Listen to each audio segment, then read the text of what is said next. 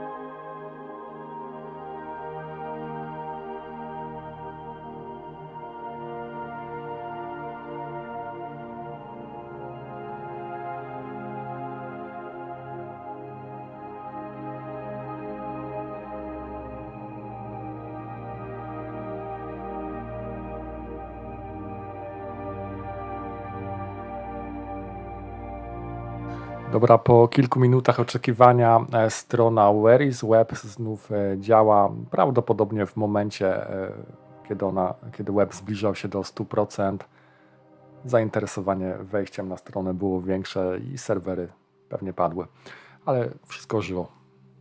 Dobra, live NASA za 35 minut. Także do usłyszenia niebawem.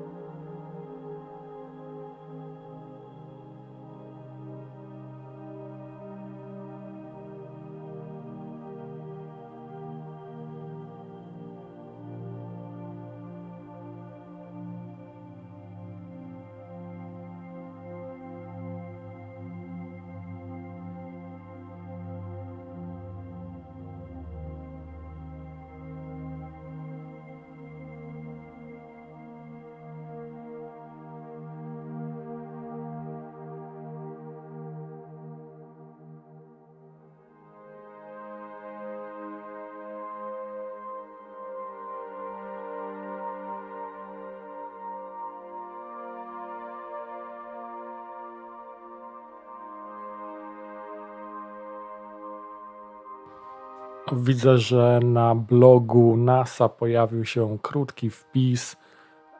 Silniki zostały uruchomione na około 5 minut.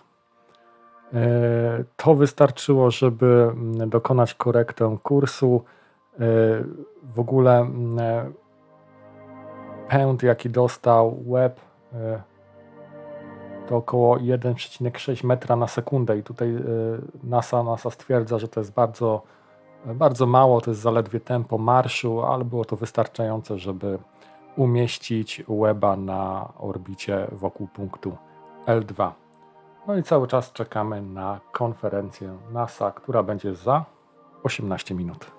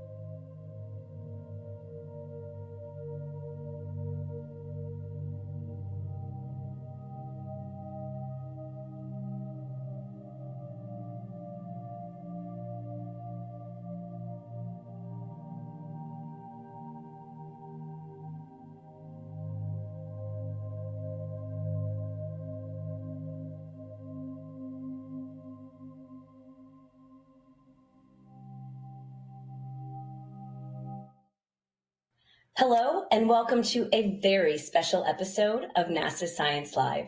I'm your host, Tahira Allen, and today I am so thrilled to be talking to you about another key milestone in the James Webb Space Telescope's journey to unfold the universe.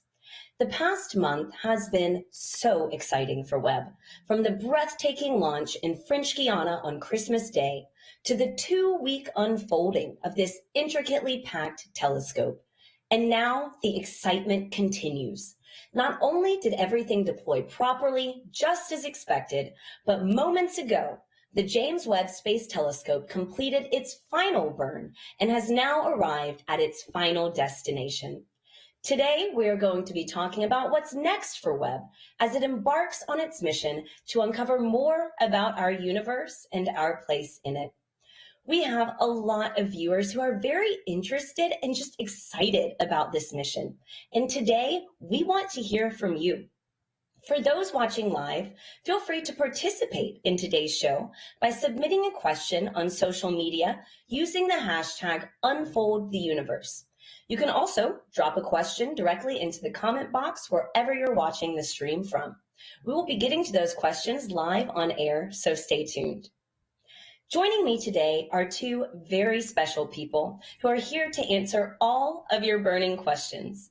We have Dr. Amber Strawn, who is the Webb Deputy Project Scientist for Communications at NASA Goddard, and Scarlett Hernandez, who is the Webb Flight Systems Engineer at the Space Telescope Science Institute.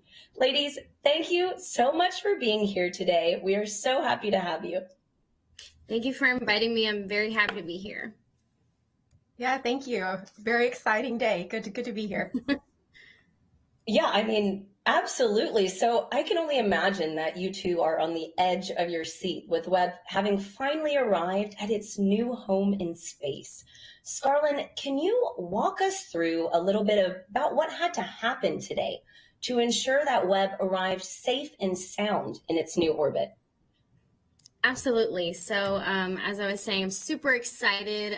We're fully deployed, and just about an hour ago, we performed our final mid-course correction, which was about 5 minutes in duration. And here actually you can see a live feed of the Mission Control Center. This is actually the launch and commissioning support room where all of the spacecraft engineers and subject matter experts are located. And I can see here on the bottom right, there's Perry. He's the lead of from our thermal team. I see flight software right behind there. And I see some from our power team, our communications team. So it's all hands on deck here. Of course, we have the Delta V team, or change in velocity team, that helped us get into our L2 orbit today. So as I was saying, super excited. We, of course, had a series of steps to take to ensure safety, like making sure that our stored system momentum was below the expected threshold. We had to uplink our ephemeris, which is basically a table of our expected positions on each axis over a period of time. And we worked very closely with the flight dynamics team for the positioning data and these burns. We also had to activate specific heater groups to ensure that we were warm enough to start. And then we were able to beautifully execute the burn, which, like I said, was about 5 minutes. And so we're now at our orbital destination and soon enough be able to make amazing discoveries. Wow. Thank you for walking us through that. It sounds like a lot had to happen today, and that's basically how this past month has gone for Webb. So much had to go right to get us to even this moment that we're here at right now. And so, Amber, could you briefly describe the past 30 days for Webb and help us understand what all had to go perfectly to get Webb to where it is right now? Yeah, wow, what a ride this last month has been. I mean, it started with this spectacular launch on Christmas morning. What a beautiful thing to happen. And you know, the launch itself was super efficient, just almost perfect as it could go. And so, thanks to our ESA partners and Arianespace for providing us with such an awesome rocket. And then, of course, the hard part started. The next 2 weeks were filled with these intense deployments. And this is the first time this has ever been done like this in space, the first time anything like this has been done in space. And those deployments also went almost perfectly. We couldn't have asked for a better deployment sequence. And these engineers have built us an awesome telescope.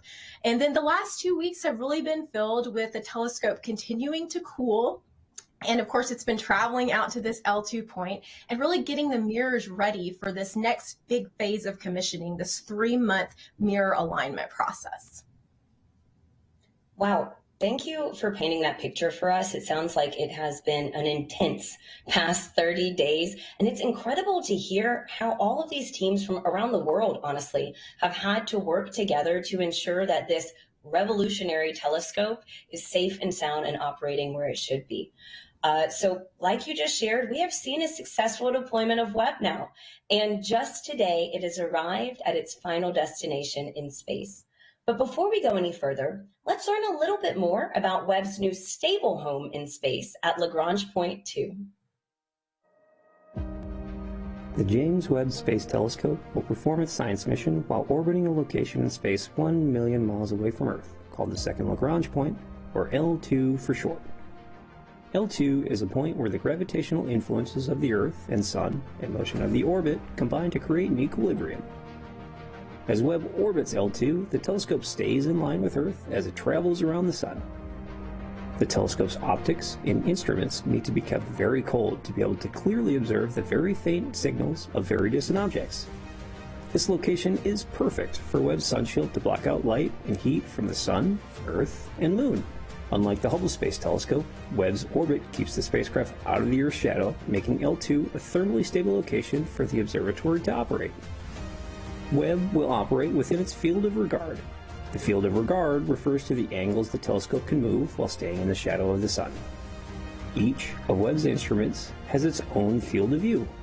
The field of view is the area of the sky an instrument can observe. Webb's fine steering mirror is moved so that an object can be observed by the different instruments. This prevents the whole telescope from having to repoint itself to do so. The commissioning process will be complete approximately 6 months after launch, at which time Webb will start its science mission, helping to uncover more of the mysteries of our universe.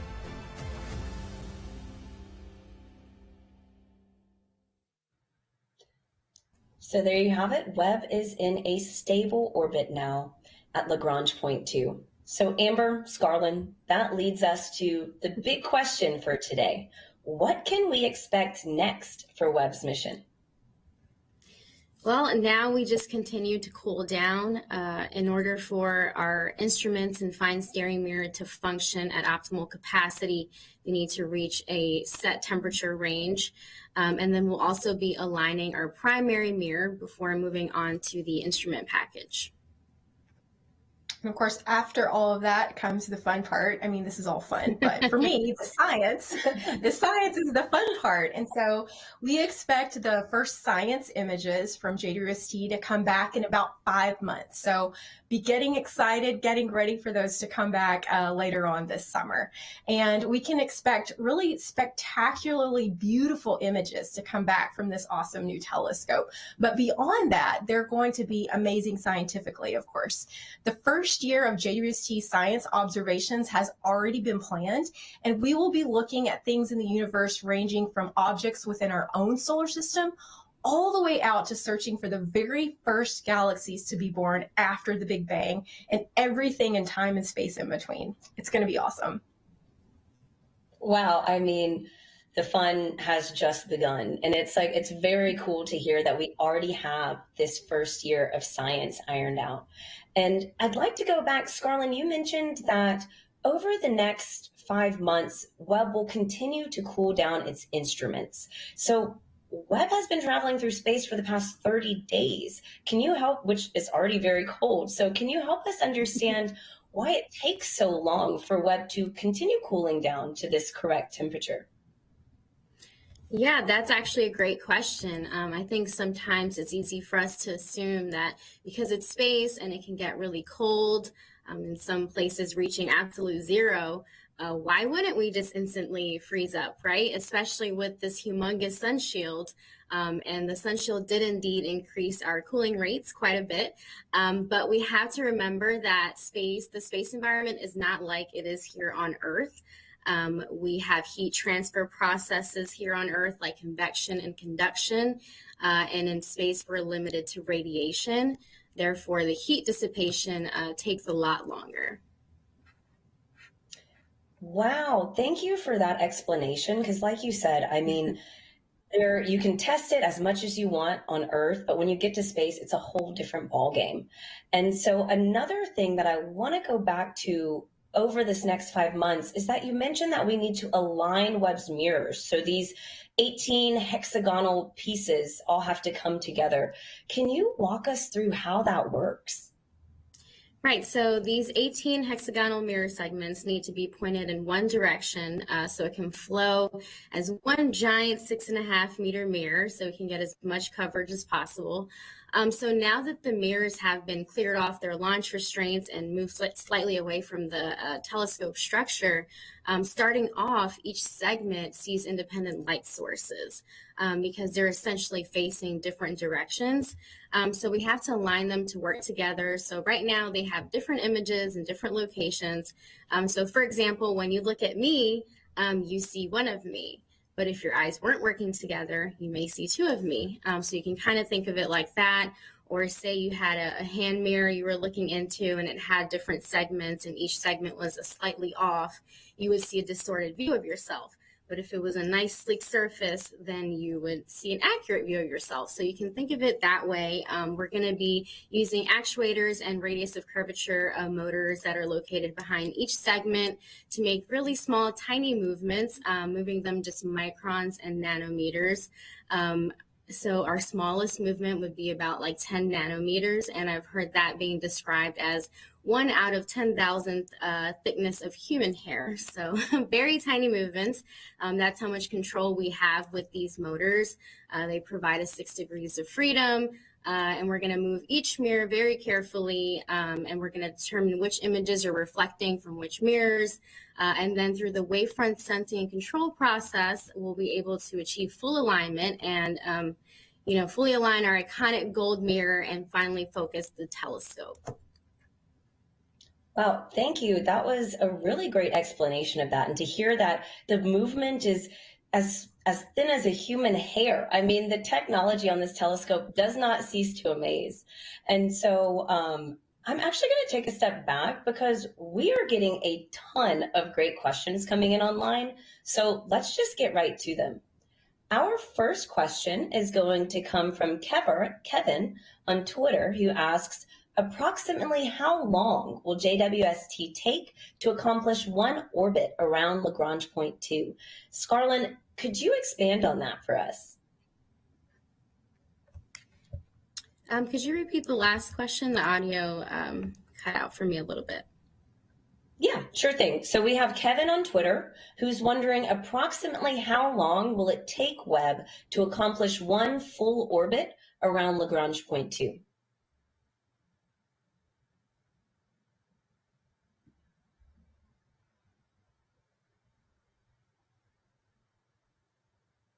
Scarlett, do we still have you there? Okay, it looks like we lost Scarlett for a second. So while she is coming back in, Amber, do you happen to know the answer to this question? So I don't know the exact answer off the top of my head. We'll need the engineer back to answer that. Remember, I'm an astronomer. But what I do know is that orbit around the L2 point, it's a huge orbit. And so it sort of orbits around this sort of imaginary L2 stationary point during the course of its orbit around the sun. So the telescope essentially orbits the sun in line with the Earth, and it takes, of course, a year to make that orbit around the Earth or around the sun along with the Earth. But then, along the way, it's making this long, big circular orbit around the L2 point. Great. Thank you so much for that. And when Scarlett comes back, Kevin, we will be sure to see if we can get the answer to this question for you. So let's move on. We have Stan on Facebook, Amber, that's got a great astronomy question.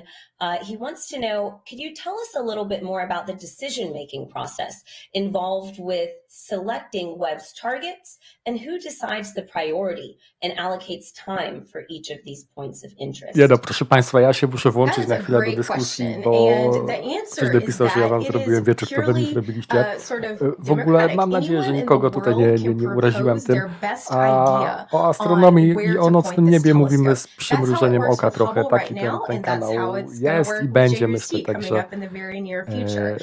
Także myślę, że komu się podoba, dawajcie suba i zostańcie na dłużej. Będzie na pewno fajnie. Their best ideas of where to point the telescope so that we can, learn new things about the universe. And they write proposals, submit the proposals, and then another team of astronomers reviews the proposals and sort of ranks them. And this is all done anonymously. So there's, striving to be fairness in the process so that at the end of the day, the best ideas get prioritized, and that's who gets time on the telescope.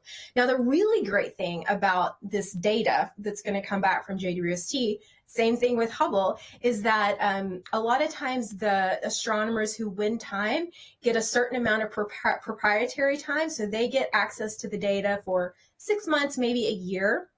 But after a year, it all becomes public. So anyone in the world can use that data to do science, which is awesome. And then a lot of the data that's taken during the first year of JWST's lifetime, particularly during the first few months, is going to be available immediately to everyone.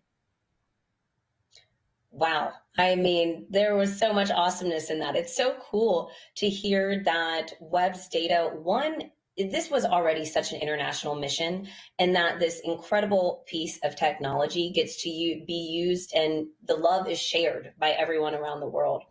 And to actually follow up to that, talking about what objects that James Webb will be looking at and some of its targets, Steve on Twitter is wondering, will JWST look at objects in our own solar system as well?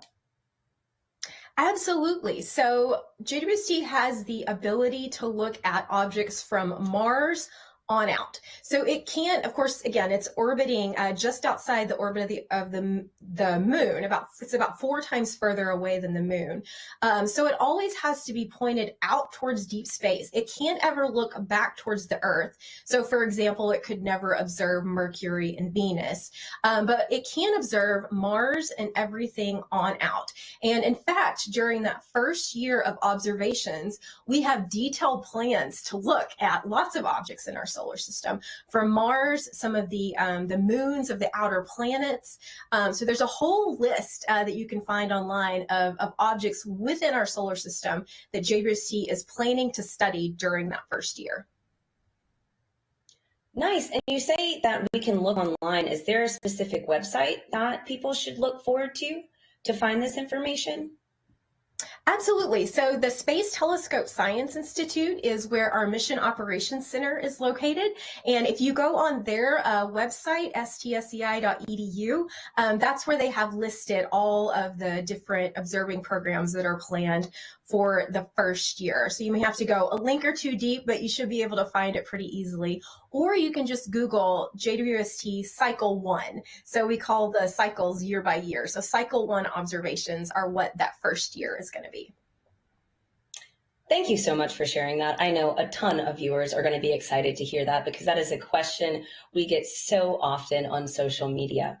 So Amber, we have another question from Facebook. Danielle asks, is the exposure time in infrared different than it is in visible light for data acquisition?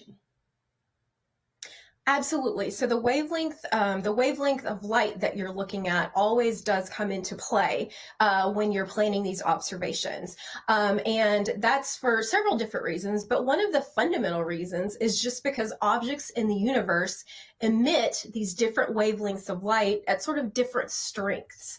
Okay, so you can think of one object might not be very bright in the visible light, but might be in emitting a lot of infrared light. And in fact, some of the things we want to look at with JWST are going to be great to observe with this telescope for that specific reason, that you can't really see them in visible light or other wavelengths, but you can see them in infrared light. And so yes, because objects emit at different sort of power at different parts of the wavelength range means that we'll have to sort of calculate those different exposure times. And you can see right now, actually, one of the things I love about these infrared images, people always ask if they're going to be pretty, which is a valid question. And this, what you see on the screen now, is a near infrared image from Hubble. So Hubble has a little bit of capability in the near infrared, and this is a near infrared image of the Eagle Nebula, or often called the Pillars of Creation from Hubble. And what infrared light allows us to do is essentially peer down into those dust clouds that you can't see through with visible light, and allows us to see the stars being born. So when people ask if these pictures are going to be pretty, I always point them to this image, because isn't this is like a beautiful, spectacular image. I completely agree. And oh, hey, Scarlett, so glad to see you back and online. Technical difficulties. No worries at all. Amber, I'm going to toss you one more question, kind of in the same light. We have Mark on Facebook who wants to know that due to Webb's position at L2, is there anything we won't be able to see? Yeah, so I kind of touched on this a little bit, but because it is at that part of space, and because it's an infrared telescope, of course, the mirrors always have to be pointing outward, away from the sun.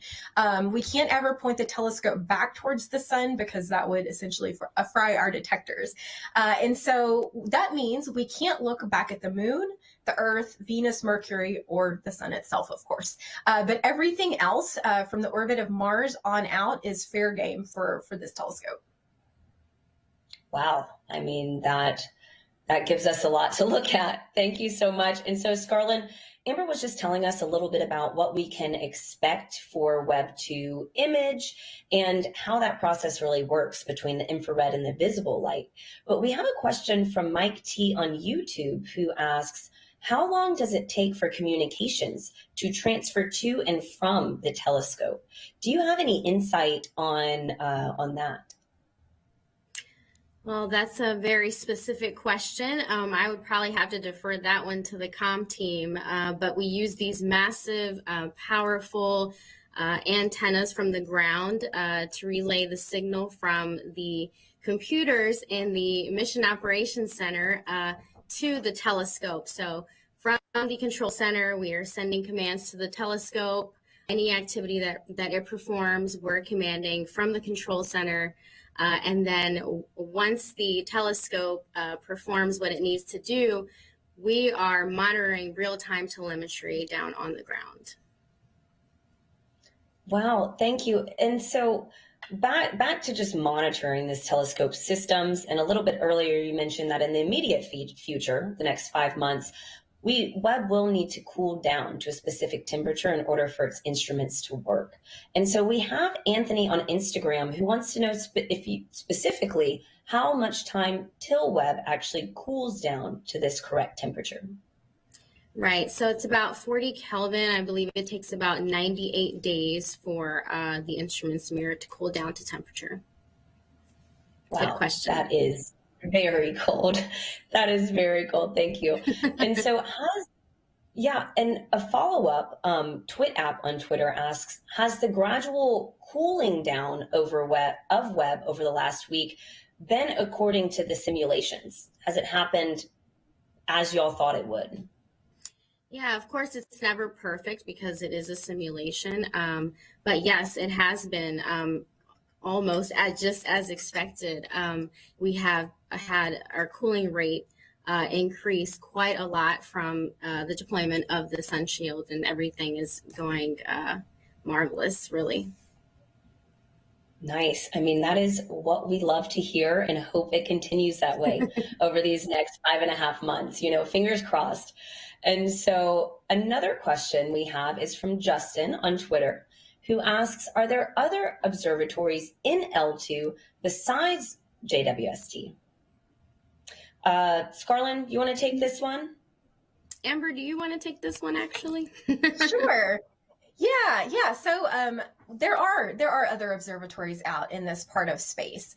There's the European Gaia Observatory is out in this part of space, and in fact, we've been able to learn about, for example, the micrometeorite situation in that part of space, thanks to some of these other satellites. So that's a question I get a lot is, are we worried about micrometeorite impacts in that part of space? And the short answer to that is no, not really, because it's a semi-stable point. Stuff doesn't tend to collect there. But part of the reason that we know that for sure is because we've been able to sort of assess it from other spacecraft that are in that part of space. So yes, we do have other satellites out in that part of space.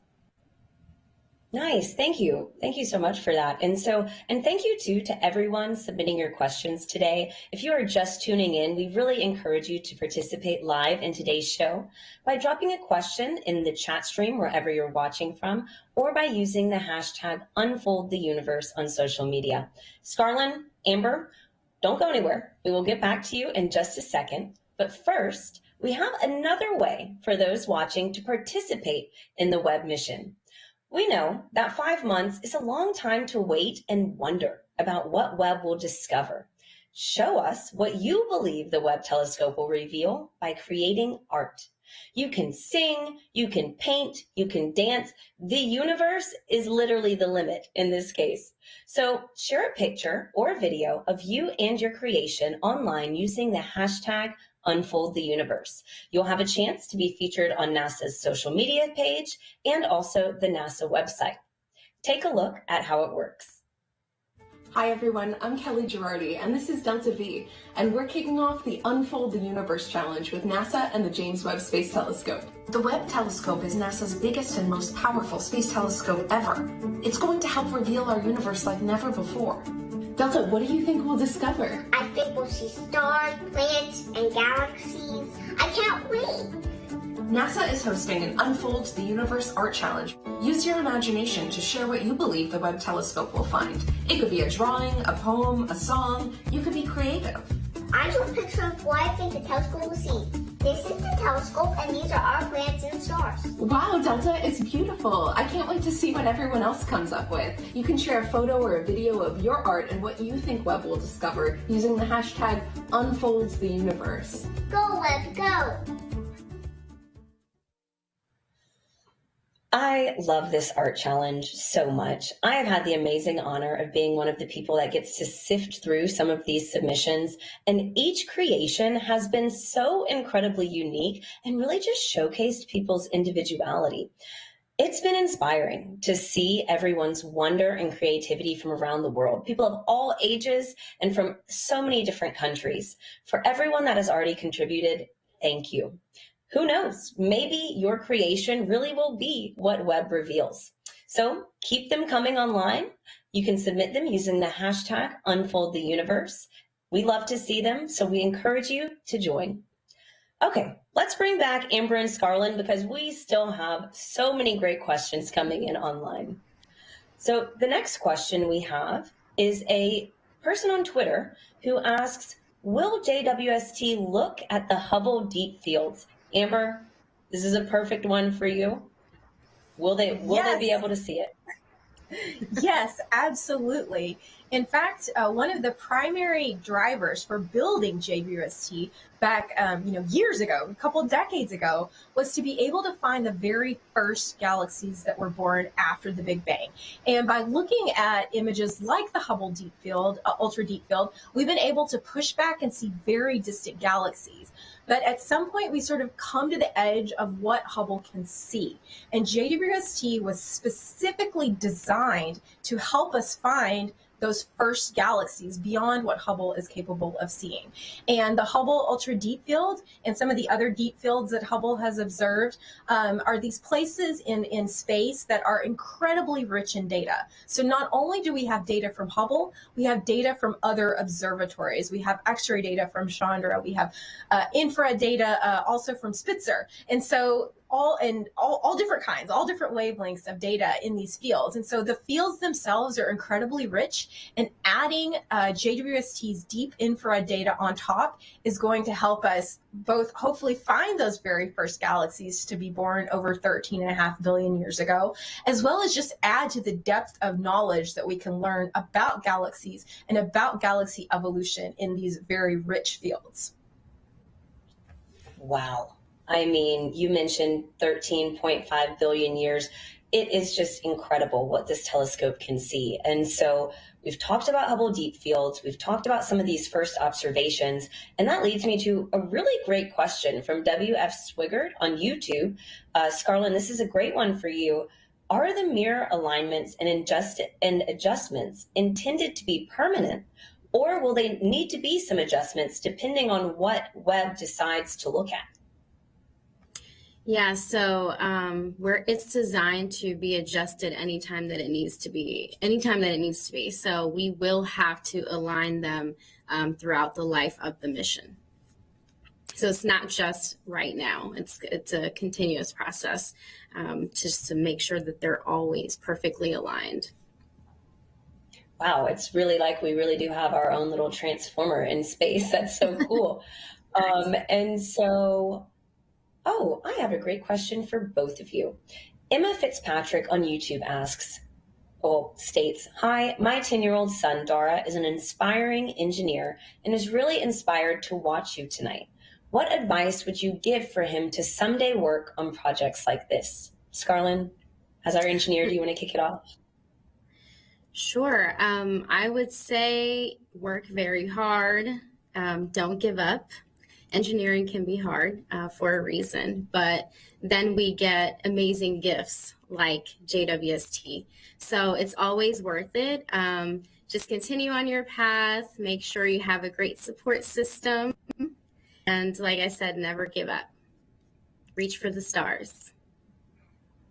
I love it. And then Amber, we also have a lot of aspiring scientists. Do you have any advice for anyone out there who might want to follow your footsteps one day? Yeah, well, Scarlett just gave some really great advice, and I think that holds for science as well. And one specific thing she mentioned that's been really important for me is that support network. So I know that mentors have been incredibly important to me to help me, get to where I am in my career. And so I think it's super important to find people all along the way, no matter what stage you are in your education and your learning, to find people that are willing to help you and support you and sort of help you make it to the next step, because none of us do any of this by ourselves. It's a group effort for sure. So find good mentors. That is probably my top piece of advice. And then if I could jump back to a previous question, because I now have an answer. So one of our engineers texted me, thank you, Mike Menzel, and said that the time it takes to orbit L2 is 180 days, which I didn't know until just now. So it actually takes half a year almost to make that full complete orbit around L2. So I knew it was a long time. I didn't quite realize it was that long. So super interesting. Yeah, wow. Thank you for that. And thank you, Mike. And so moving on, we have a great question from Penny on Facebook. Amber, if you want to take this one, feel free. She wants to know, how will the public access the images once they're acquired? Yeah, so that's a great question. That also will be housed at the Space Telescope Science Institute, which is where Scarlett works. So they are our sort of repository for housing the data for the telescope, also for Hubble. So that will be the place to go to get all of the images. And of course, as we make discoveries, as astronomers make discoveries along the way with the data, we will, of course, provide those fully produced beautiful images to the public as well on all of NASA's channels. Great news. Thank you, Amber. So our next question comes from Connor McEwen on Facebook, who asks, will the JWST correct for photons from the sun pushing on the sun shield? Scarlett, do you have any insight on that? We will get a lot of solar pressure, solar radiation pressure on the sun shield. But as far as the photons and all of that, I think Amber would probably be a better source. Yeah, so as Scarlett mentioned, that solar radiation will push on us.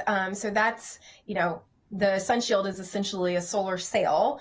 And so, we will make small corrections during the course of operations to make sure we sort of offload that momentum that builds up due to solar radiation on the sun shield. Yep, that's going to be a regular part of our operations. Yeah, I think I misunderstood that question. Completely agree with Amber on that one. Great, thank you so much. And on the topic of new technologies really built for this telescope, we have a question from Brent on Twitter who asks, what are some other new technologies that building the JWST telescope has created, especially transformative tech that might have changed our daily lives? So basically, he's looking for spin-offs. Has any other new technology been created through the building and operation of Webb? Scarlett or Amber, whoever wants to go first. That's a great question. I'm curious about. Yeah, so the one that comes to mind that I know of that I know NASA has talked about is the fact that because these mirrors have to be aligned so precisely, the shape of the mirror has to be absolutely perfect. And so that'll happen after this upcoming 3-month mirror alignment process. So if you can imagine if the whole 22-foot mirror was the size of the continental US, the biggest bump on this mirror is going to be about 1 inch or 2. Okay, so it's very, very smooth, the surface of the mirror. Now, it turns out that confirming that smoothness and even measuring the smoothness is really, really hard to do. And so just the technology that we had to develop to measure the smoothness of the mirror has actually already been used in the medical field, in the field of ophthalmology. So eye doctors have used this technology to help measure the shape of the human eye. And this has already gotten benefits in making eye surgery much shorter, much more efficient, and much safer. So that's one example of a sort of spin-off technology that's come from the development of this telescope that really plays real effects in the real world. Wow, that is really cool. Thank you, Amber. And to kind of stick on this topic of mirrors, Scarlett, we have a question from Brian on YouTube who asks, who's looking for more clarity about where Webb's 18 mirror segments are supposed to be pointed. Specifically, he's wondering, are all 18 segments pointed in 18 different directions or pointed in one direction and aimed at and targeted at different focal points? Yes, that's a great question. So they all the 18 segments have to be aligned to make that parabolic, that iconic picture that you've all seen. It's a bit of a concave mirror there. And basically they all have to be pointed in the same direction.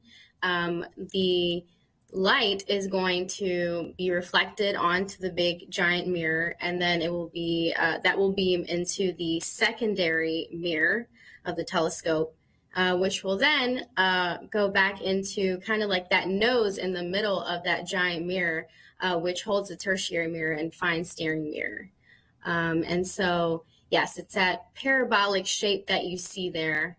And that's what we need to maintain the entire time. The pointing is done with our attitude control system. Okay, great. So yes, the mirrors are all actually pointing in the same direction. Thank you. And so moving on, we have a question from Manuel on Twitter who asks, can Webb's observation schedule be adjusted in case a discovery shifts the scientific priorities? Amber, do you have any insight on that? Yeah, absolutely. And in fact, that sort of flexibility in scheduling is built in. And so in astronomer speak, those are called targets of opportunity, or TOOs. And so if something super exciting, something sort of short-lived happens in the universe, and we want to pause our observations and point the telescope in that direction, we have that flexibility built into the schedule to be able to do that. So a good example would be like if a supernova goes off, or some other event like that happens sort of quickly. So yes, we have that capability built in. There are some constraints on that. So you can imagine as the telescope orbits around the sun, again, we sort of talked about it can't ever look back towards the sun. So it can only see a part of the sky at once. And so if it just so happens that your object of opportunity is in the wrong part of the sky, we wouldn't be able to do that. But for the most part, in general, we do have the flexibility to sort of pause the scheduled sort of routine operations to observe things that happen in the universe that sort of happen all of a sudden. So sticking on kind of these shifting in case of a discovery, Robert on Facebook asks, as part of Webb's mission, scientists will be analyzing the atmospheres of exoplanets on possibly habitable conditions. I know that is something a lot of people are very excited about with this specific mission. And so he wants to know, how will Webb collect this data of these atmospheres, and what kind of things will scientists be looking for specifically? So the way that we study exoplanet atmospheres is by watching the planet transit in front of its star. And so this is how we've been able to discover so many of these exoplanets in our galaxy, is by watching a star and watching for the light to dim in a periodic way. And so that's how we know that a planet is orbiting it. And so you see the simulation on the screen now. You can sort of see that teeny tiny little planet crossing in front of the star. And you can even get a sense of just how hard this is. So essentially what we're going to be doing is watching that planet pass in front of the star, and then watching the starlight filter through that planet's teeny tiny little thin atmosphere. It's really, really difficult, very difficult observations. But with JWST, we now have new capability to do this better than has ever been done before. I study how stars and black holes form in distant galaxies and how galaxies change over time. So exoplanets are pretty far from my own personal research, but I think that some of the exoplanet science that JWST does is going to be some of the most outstanding, surprising, incredible things that JWST is going to do. And it turns out that an infrared telescope is perfect for these observations, because some of the things in these atmospheres that we really care a lot about happen to fall in the infrared part of the spectrum. So chemical signatures like carbon dioxide and methane and water vapor, all of those that could be sort of, pointing towards the building blocks of life. Wow. I mean, that is incredible, Amber. Thank you so much for just painting that picture for us about how this is going to happen. And I think it's so cool to just go back to the fact that Webb is making all of these observations at a stable orbit at this Lagrange point 2 in space. And so, Scarlett, this whole show, we've been talking about Lagrange point 2. I have a question about that. How can you even orbit an empty point in space? So it's actually the reason we chose that location. It's because, it was already explained in the video what Lagrange point 2 is, but because of the gravitational pulls, the telescope is able to float much easier in that orbit, and we don't have to use much fuel to maintain ourselves there. So that's basically the gist of it. And you're seeing that in the simulation there.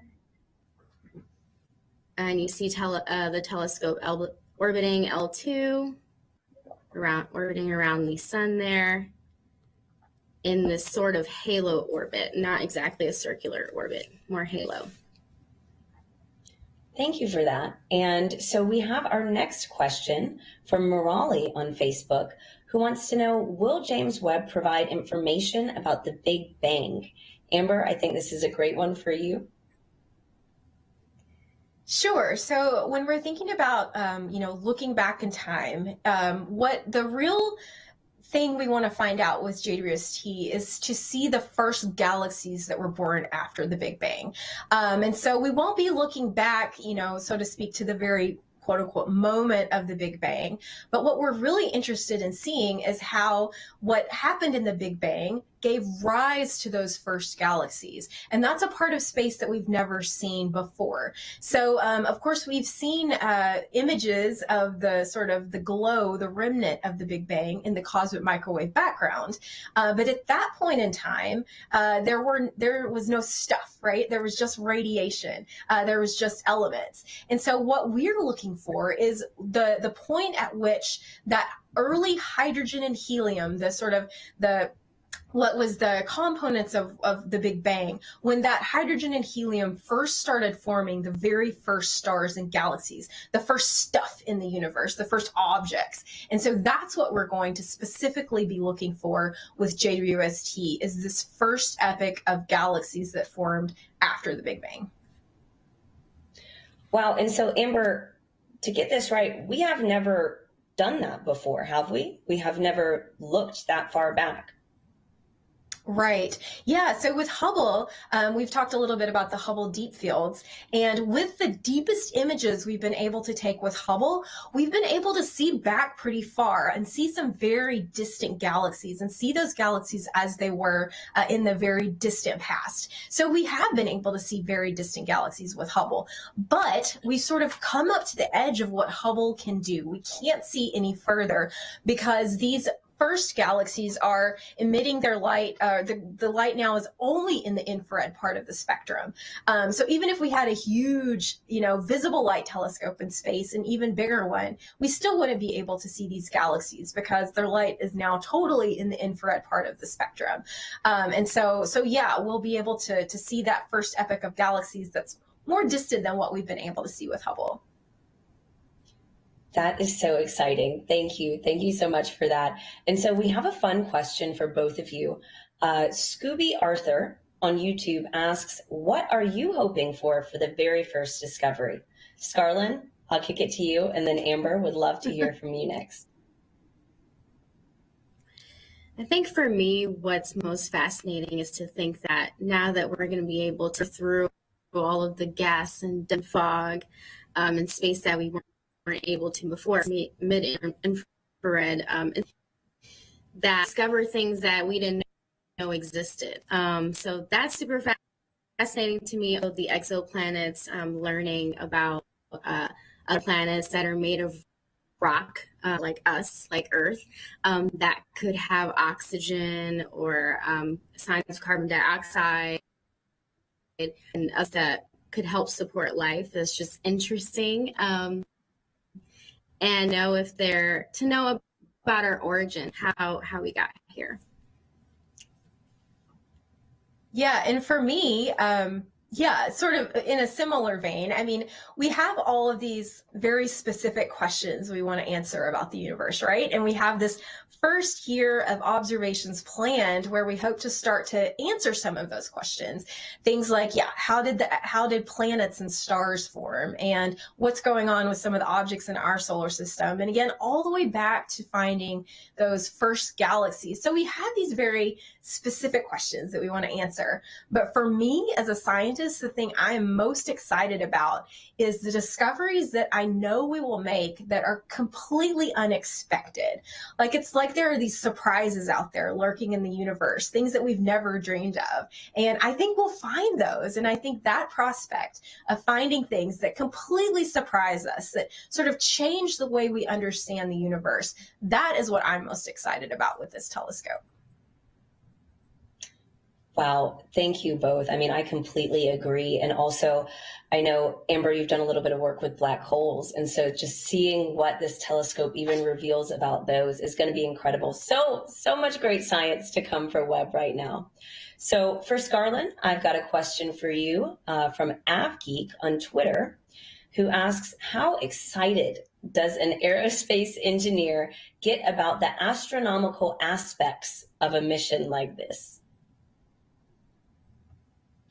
And I can repeat that as well if you need it. Super excited, even though you can't see it right now. I remember during the deployment phase, I was on the edge of my seat. It was like watching, the Super Bowl for me. And pop champagne while I was in the control center, but obviously that's not a good idea. But definitely when I got home, it was a big celebration. I'm really over the moon about how amazing everything has been going up to this point, and I'm so excited for the future. Nice. And Amber, how excited does an astronomer get for the aspects of a mission like Webb? Yeah, well, I mean, we're obviously excited about the science. Of course, all of us astronomers are. But for me, one of the coolest things about working at NASA is that we do work alongside these brilliant engineers that have built this awesome machine that is going to, I think, change the way that we understand the universe. And just to be a part of that, to be, to be able to walk across campus and see the telescope being built a few years ago really gave me a much better understanding. Again, as a scientist, it gave me a better understanding of just what goes into engineering, to building these types of things. It's absolutely incredible. I think this is a moment in our history as humans that we can just, as a society, as a species, be so proud of, because we've built this amazing, beautiful machine that is going to transform our understanding of the universe. And I think it's incredible. So well put. Thank you both for that answer. And so, Scarlett, I have another follow-up for you. Glitched Robot on Twitter asks, what can you tell us about JWST's secondary mirror? Is it the same material as the primary mirror? So it is another gold mirror, and it's a convex flaring mirror, about 2.42 diameter, I believe. Good question. Yeah, thank you for that, Glitched Robot. So moving on, Amber, we've got a question from an 8th grade student who wants to know if JWST will be used to find or identify large objects in the Kuiper belt or the Oort cloud. Absolutely. So that part of the outer solar system is something we're definitely planning to use JWST to study objects and to look for objects there. So like I said, the whole solar system, basically from Mars on out, is fair game. And so we absolutely will be looking for objects in the outer solar system with this telescope. Wow. I mean, thrilled for what's to come. And unfortunately, that is all the time that we have for today. But Amber, Scarlett, thank you both so much for your time today. It was so great to hear your insight on this mission, and we really appreciate it. Thank you. It was really an honor to share with you all. Yeah, thanks so much. This has been fun. So exciting. And a big thank you to all of you who joined and asked your question today. Make sure to stick with us as Webb gears up to unfold the universe and start sending back science and data. Visit go.nasa.gov/where-is-Webb to keep up with the telescope's milestones, the observatory's temperature, and its location in space. The team will also be posting regular updates to the @NASA-Webb social media accounts. That includes Twitter, Facebook, and Instagram. We will be back to answer your questions live on this show once Webb releases its first images. So stay tuned and go Webb.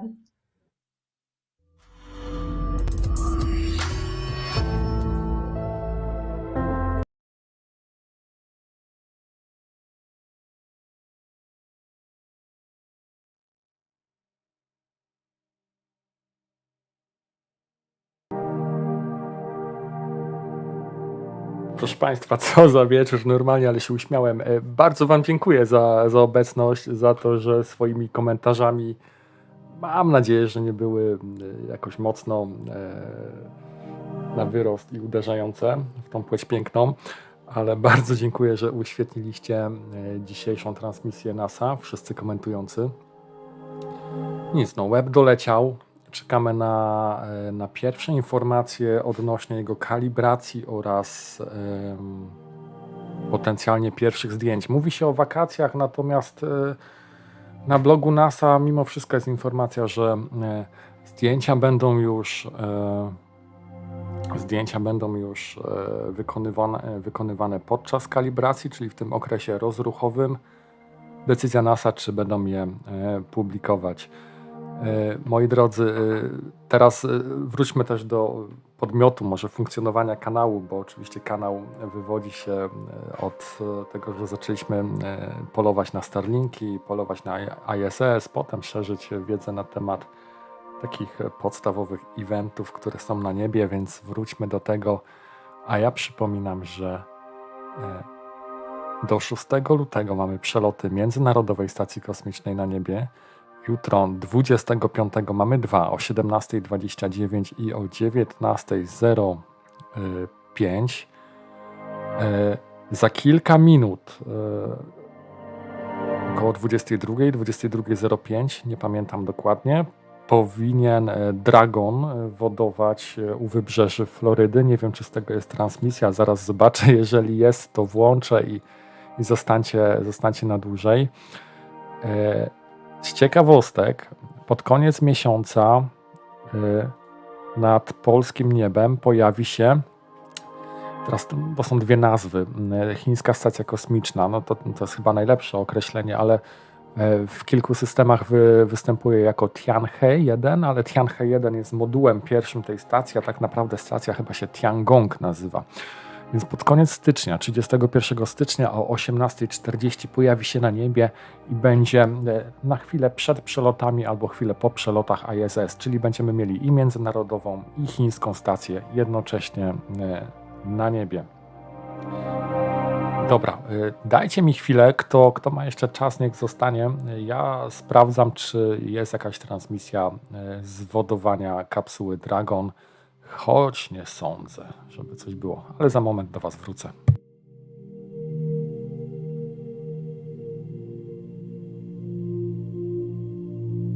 No, teraz widzę komentarze, oczywiście, że byliście grzeczni, ja nikogo nie upominałem. Jak już mówiłem na czacie, nie wiem, może po niektórych moich filmikach, kto zna kanał, kto od dłużej jest z nami, to pewnie wie, że z takim trochę przymrużeniem oka podchodzimy do... A czekajcie, ja Wam muszę to pokazać, bo jest ta ropucha, co była kiedyś. Jakby kontynuując ten temat. Pamiętacie tą po prawej? Ona była jak był start misji Webba. To był chyba 25, nie? Albo 26, poprawcie mnie, grudnia. Ona prowadziła cały start na wizji, cały start misji. Tak, Tiangong, dokładnie, ktoś mnie poprawił, Tiangong. Pomachają sobie, no nie wiem, Ruscy z Chińczykami może. Dobra, już na tą ropuchę nie patrzymy, przełączamy na to. Szukam informacji o wodowaniu Dragona, także za moment wracam do Was.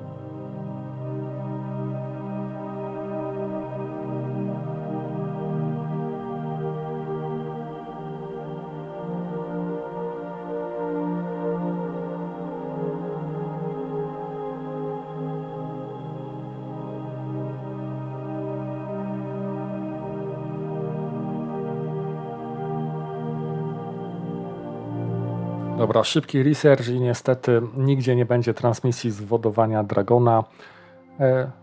Szkoda, bo chętnie bym na dłużej został, ale czas na kawkę, albo nie tylko kawkę. Kto rano nie wstaje, to może zasilić się czymś innym. Słuchajcie, ja powoli będę kończył. Jeszcze mam dzieciaki do ogarnięcia, najmłodsze. Zostawiam tego live'a, a na kolejne dni trzeba coś wymyśleć, bo cały czas planuję rozwijać ten format 24/7, żeby dostarczać Wam newsy. Niestety w ostatnim okresie trochę serwery mi nie dawały rady, więc to wszystko leżało, a niestety z domu nie da się tego transmitować, nie da się tego robić na własnych komputerach 24/7, bo niestety to chodzi, to gdzieś tam jakąś energię pobiera i to musi być odpowiednio mocne, żeby dawało radę z takimi streamami, więc trzeba szukać rozwiązań serwerowych. Na razie, Adam, cześć. Kto jeszcze został? 140 osób około. Słuchajcie, jeżeli Wam się podoba i chcecie więcej takich streamów i materiałów, ciekawostek, śmiesznych, no to dawajcie suba, bo będziemy publikowali prawie że codziennie. Kto młodszy i zna Discorda, kto korzysta z Discorda, albo może nawet starszy, przecież ja sam mam w sumie 40, a z Discorda korzystam, to niech wbija na nasz serwer na Discordzie. Tam złapiecie nas, mnie nawet przecież, złapiecie o prawie każdej porze dnia. Co z tym wodowaniem CRS-24? No nie ma nigdzie transmisji. Ja woduję u wybrzeży Florydy, woduję 2 tony materiału z ISS. Z ISS jest dostarczone na Ziemię. Głównie jakiś tam sprzęt, który na wymianę poszedł, plus wyniki badań z eksperymentów. Mateusz, to jeszcze raz Tobie dziękuję bardzo za donate'a. Tak jak wspomniałem, jest to chyba drugi w historii donate w ramach tego kanału. A dlaczego ich jest tak mało? Bo ja nigdy w sumie o nie nie prosiłem, nie wnioskowałem i póki co też takiej strategii na kanale nie ma. Jest ok, wrócę tu, pozdrawiam. Super, Maciej. Dzięki. Podsumowując, ja 3 bym wybrał. Już jestem w tym wieku, że patrzę na 3. 1 też fajna. 2 to w wieku mojej żony, to już mam takie coś w domu, więc za bardzo. Ja za stary jestem na Discorda jakiegoś. Dobrze, bardzo dobrze. Nie trzeba na tego Discorda koniecznie przecież dołączać, ale zawsze może się na grupę na Facebooku. Ale jest pewna zależność. Na Facebooku, na naszej stronie osoby, które lubią stronę albo dołączają do grupy, no to widać, że to jest tak 30+, natomiast na Discordzie to jest tak między 13 a 20, a wyjątki jakieś to są powiedzmy tam w wieku 40-50. To są osoby, które po prostu takich rozwiązań się nie boją. Ale mało kto wybiera Discorda z osób dojrzałych. No plus Discorda jest taki, że można w formie takiej rzeczywistej z nami pogadać, nie? Normalny czat. Na Facebooku jednak w formie komentarzy to tak dość płynnie nie idzie. Okay. Dajcie mi momencik, zaraz wrócę.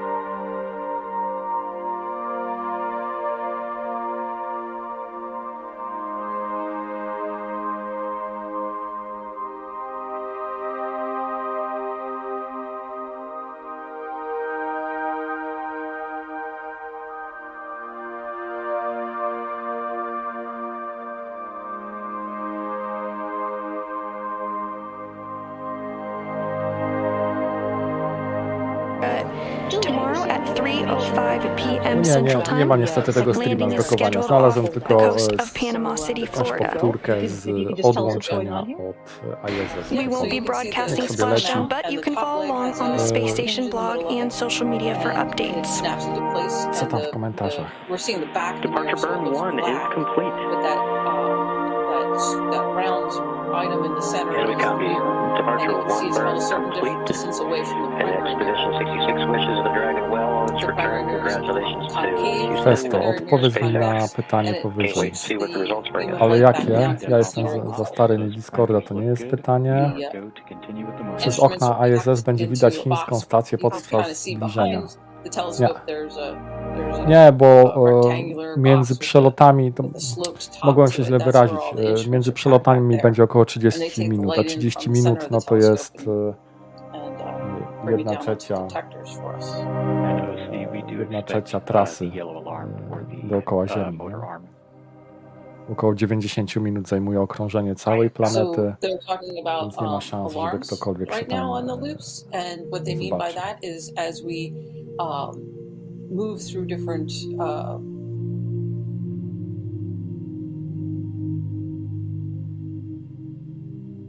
Spoko, ten web, będzie można telewizję naziemną w 4K oglądać. No. To chyba nie ten web, ale kiedy Starship Muska poleci. Do kiedy jest uziemiony? Do końca lutego chyba, nie? Więc najwcześniej jakoś w marcu będzie mógł lecieć. No, przyznam się, że tematem SpaceX i projektu, zwłaszcza Starship, się tutaj zbytnio nie zajmowaliśmy. Jest to domena rakietomanii, którą też oczywiście pozdrawiam bardzo serdecznie. Więc jeżeli ktoś interesuje się tym, co dzieje się ze Starshipem, to jak najbardziej odwiedźcie też kanał Rakietomanii. Zaprzyjaźniony kanał z nocnym niebem.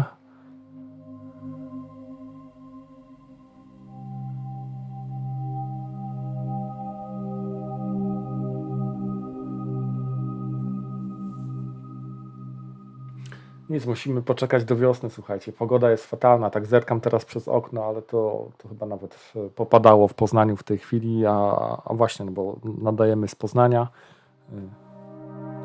Chyba nie raz powtarzałem, ale kto nie słyszał albo jest z okolic, no to pozdrawiam jak najbardziej poznaniaków też przede wszystkim, ale wszystkich słuchaczy bez względu na to, skąd jesteście. Miło mi, że tu siedzicie i że nas subskrybujecie. Ale wracając do pogody, no widziałem też rozpiskę na kolejne dni. Nie wygląda to za fajnie, więc chyba trzeba tak naprawdę do wiosny poczekać, kiedy ta pogoda się tutaj u nas w kraju ustabilizuje. Nie pamiętam, do ilu musi się schłodzić. Minus 223? Coś takiego było. Minus 223. Niewiele mu zostało.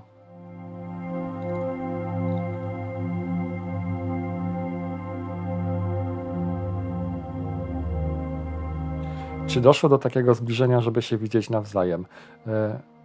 Pojawiały się zdjęcia z Międzynarodowej Stacji Kosmicznej, na pewno satelitów Starlink, jakichś innych obiektów, które były widoczne. Nie wiem, czy bezpośrednio Międzynarodowa Stacja Kosmiczna kiedykolwiek była na tyle blisko tej chińskiej, żeby widziały się w kosmosie. Ale Starlinki widzieli, to już nie raz były zdjęcia z Międzynarodowej Stacji Kosmicznej, gdzie astronauci akurat wrzucali kilka Starlinków, które gdzieś tam przelatywały w okolicy. Oczywiście takiej okolicy w cudzysłowiu, nie? No bo to rzędu tysięcy kilometrów mogły być odległości, ale one były po prostu widoczne mimo wszystko. Błyski odbitego światła i to dało się bez problemu zarejestrować. 233, o, dokładnie, 233.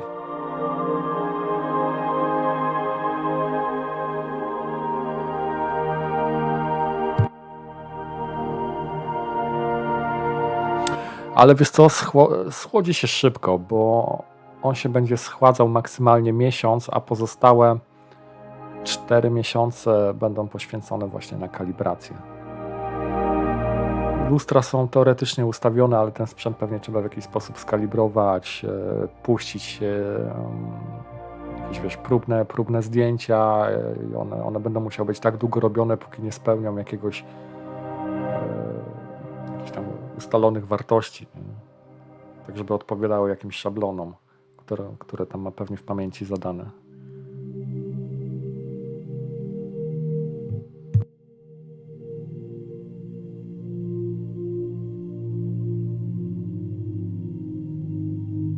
Co to NASA, to sobie transmituję, nie będę tego dawał na głośnik,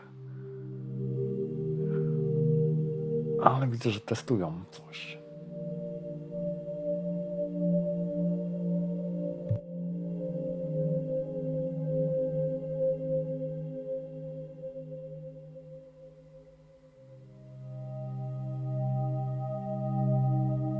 Jednak pamięć fotograficzna jest lepsza, nie?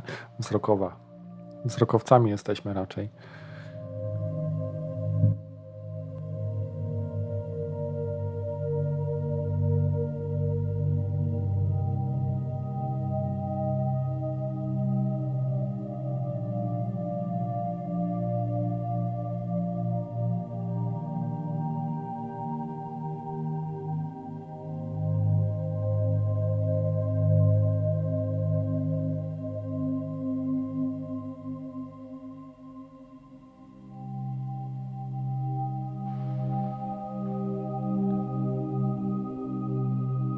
Tak, wiadomo, że będą najwcześniej wakacje, ale takie zdjęcia, w cudzysłowie powiem, komercyjne. Oczywiście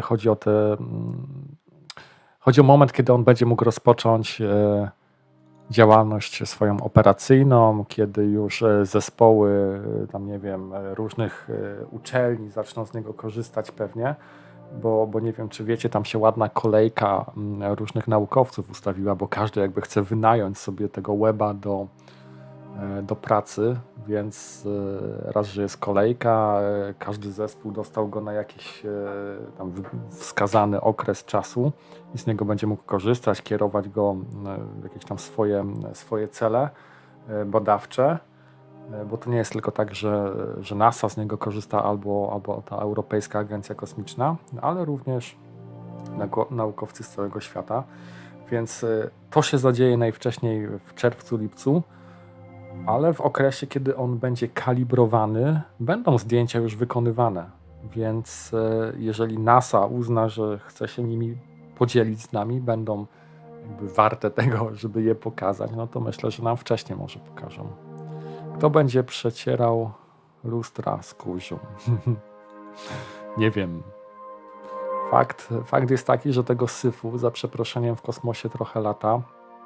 Webb jest na pewno narażony na to, że może dostać jakimś kawałkiem, no ale szanse są takie same jak z Hubble'em. Hubble też mógłby dostać, a nadal funkcjonuje, tak? Po wielu, wielu latach służby. Międzynarodowa Stacja Kosmiczna też by mogła dostać, a nadal funkcjonuje, więc to nie ma co jakby tak wyskakiwać też do przodu i myśleć, że tam jest jakoś mocno narażony na to, żeby oberwać kosmicznym śmieciem. Jak wszyscy go dorwą, to popsują. No. Rozerwą na szczępy normalnie. Właśnie jestem ciekaw, jaka jest ścieżka tego, jaki jest plan na badanie, bo wiadomo, do tych zespołów badawczych jest mnóstwo, każdy ma swoje cele, ale mogliby opublikować, tak, czym się zajmują, co jest jakimś tam podmiotem głównym, że nie wiem, teraz badamy egzoplanety, teraz badamy, nie wiem, historię powstania wszechświata, tak? To, do czego Webb został stworzony przede wszystkim, żeby w cudzysłowie cofnąć się w czasie, spojrzeć tam, gdzie nikt wcześniej nie spojrzał, tak daleko. Mam nadzieję, że będzie jakiś plan gry, tak? I będą się z tym dzielić, pokazywać, jakie mają obserwacje i jakie wnioski z tych obserwacji, chociaż słyszałem, że czasami na wyniki zdjęć, badań, zdjęć z te zdjęcia będą wchodziły jakby w skład tych badań. Czasami na interpretację tego będziemy czekać latami.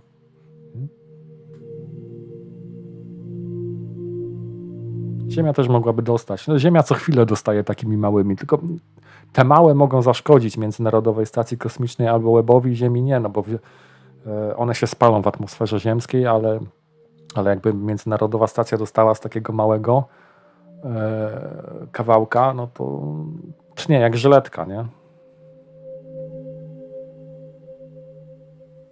4000 chętnych, teraz widzę. 4000 chętnych na ten rok, czyli na półrocze, czyli mamy nie wiem, na godziny, tak? Wynajem na godziny chyba, jeżeli każdy ma skorzystać. Chyba, że jest tak, że wiele zespołów ma wspólne cele, to znaczy może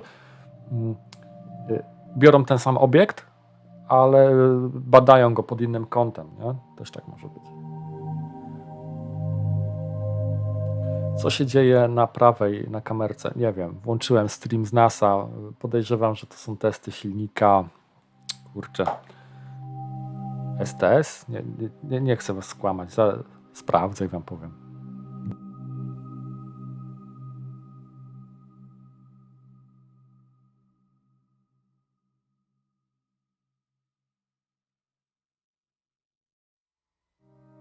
SLS, no. Popieprzyłem nazwy, przepraszam. SLS to jest pewnie.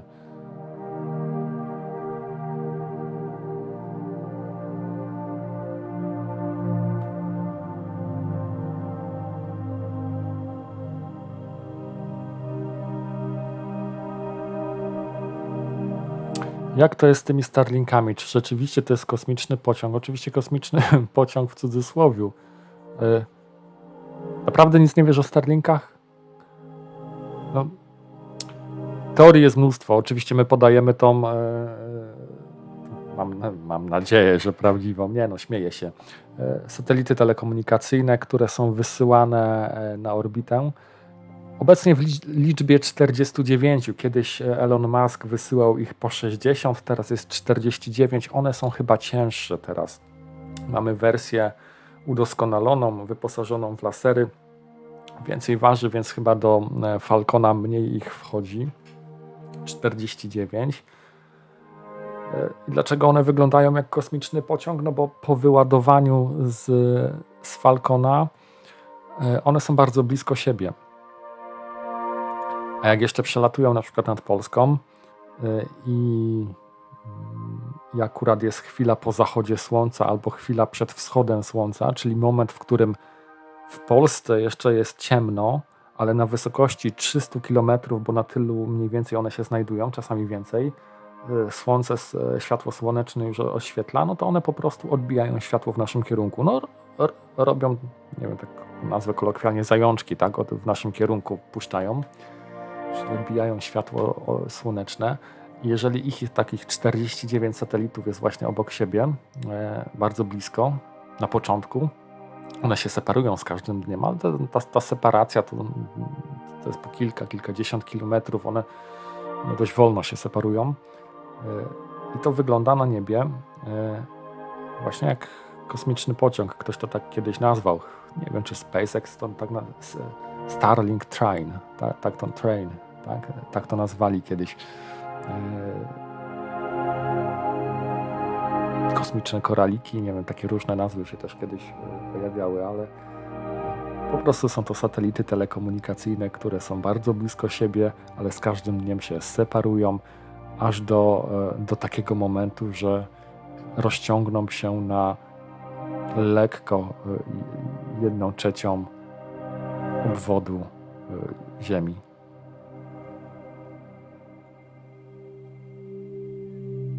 Dobra, co tam dalej mamy?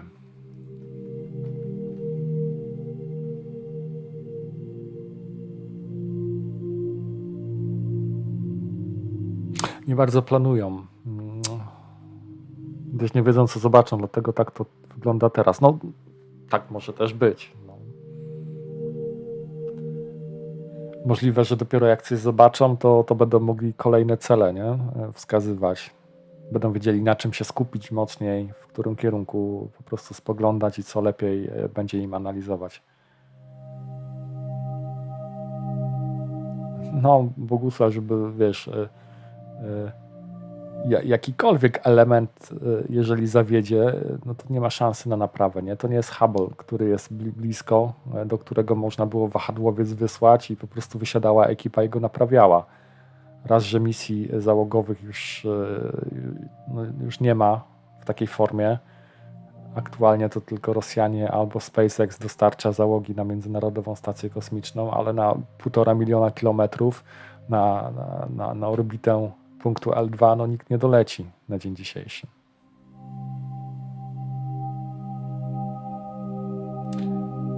Tak, tu masz rację, że będą pierwsze dane i dopiero będzie decyzja, co robimy.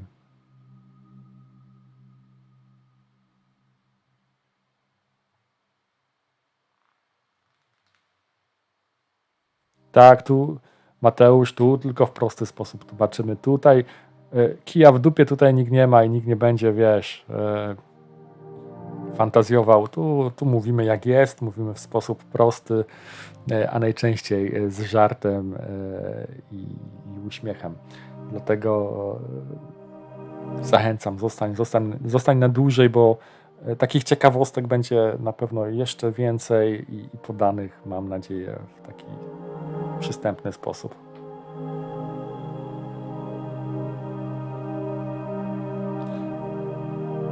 Po orbicie.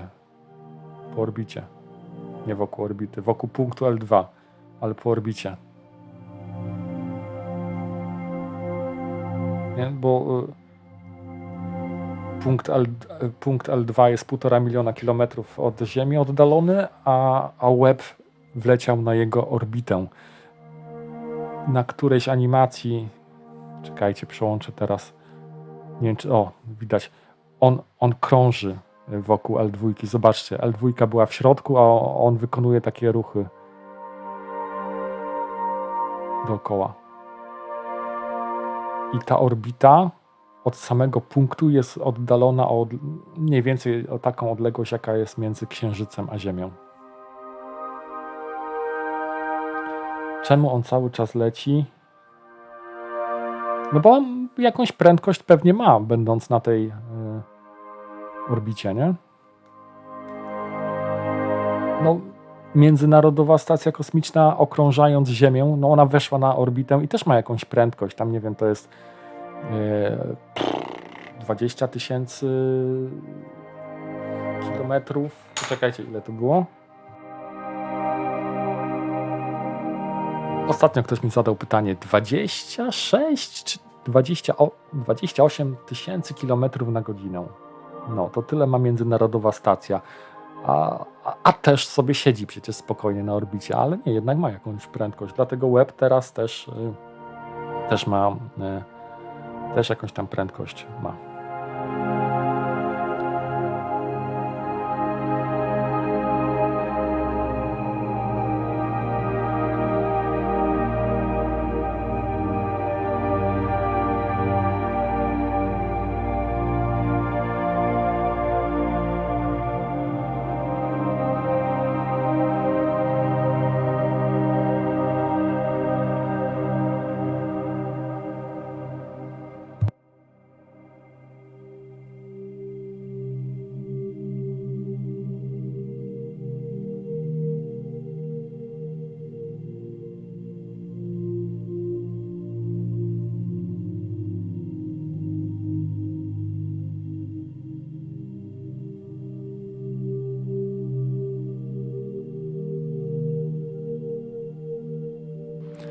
Jakiej średnicy jest L2? Nie powiem tobie, ale jeżeli on będzie krążył ale orbita L2 czy samo L2, bo nie wiem. Jeżeli odległość od punktu L2 do Webba to jest odległość między Księżycem, a taka jak między Księżycem a Ziemią, no to razy 2 robisz to, ale nie wiem, czy pytasz o średnicę orbity, czy o średnicę punktu L2, a jak szczerze nie wiem, jak duży jest ten punkt L2. Tutaj nie odpowiem, bo nie chcę w błąd wprowadzić.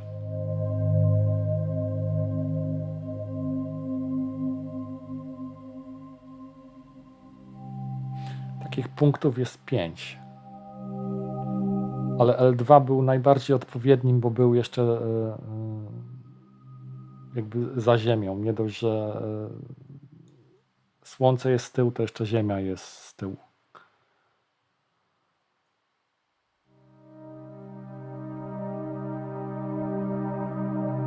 Oby nie miał psot. Też linka do muzyki ze stream. A co w ogóle leci? Muszę się... Wiesz co? Linka ci nie dam, ale mogę ci zaraz nazwę podać, bo muzyka jest prawdopodobnie z darmowej biblioteki YouTube'a. Więc sobie sprawdzę w OBS-ie, co to jest.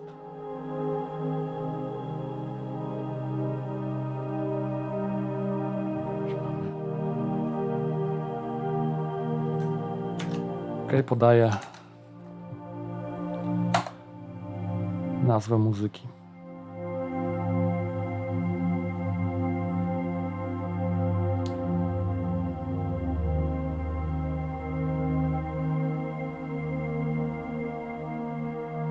Dobra, ktoś odpowiedział, że 180 dni to orbita wokół L2, więc masz odpowiedź, Miguel. A dlaczego musi krążyć?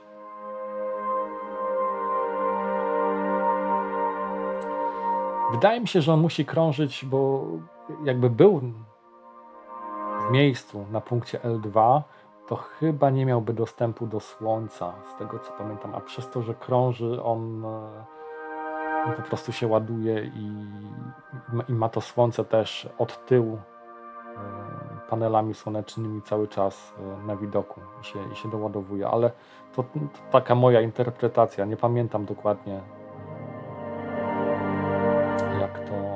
jak to tłumaczyła NASA i ESA.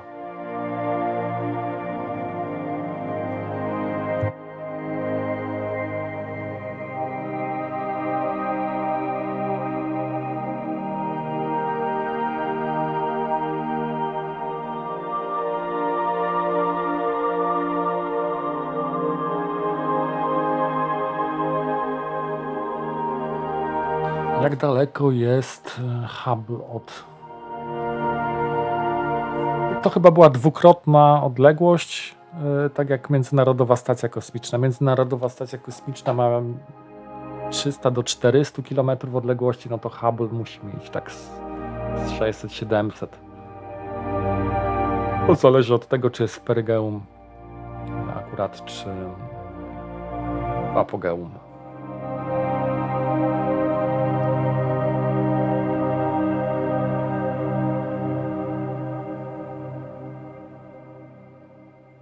Psot, no tak, blue screen. Wszystko jasne.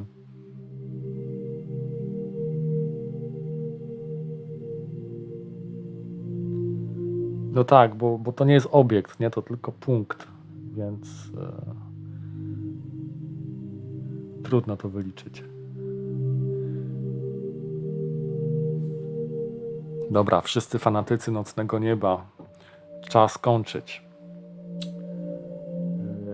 Kończymy i jeżeli będzie pogoda w następnych dniach, to spotykamy się na live polowaniu na ISS na niebie, bo jak się okazuje, ostatnio miałem rozmowę z kimś, kto pierwszy raz w życiu widział przelot Międzynarodowej Stacji Kosmicznej i był zachwycony, choć przelot Międzynarodowej Stacji Kosmicznej na niebie pewnie daleko do przelotu kosmicznego pociągu.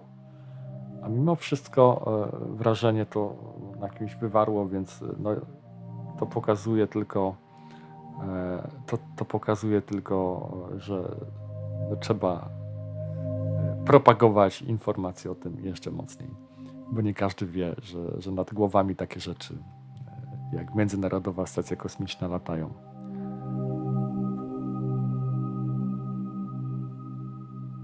Dobra, życzę Wam spokojnej reszty tygodnia. tygodnia pracowniczego. Nie wiem, kto się uczy, kto pracuje, nie wiem, jaki jest tutaj jakby procent i udział uczniów w stosunku do pracujących. Ja jestem pracujący, więc życzę sobie i Wam spokoju w robocie i do usłyszenia. Na razie.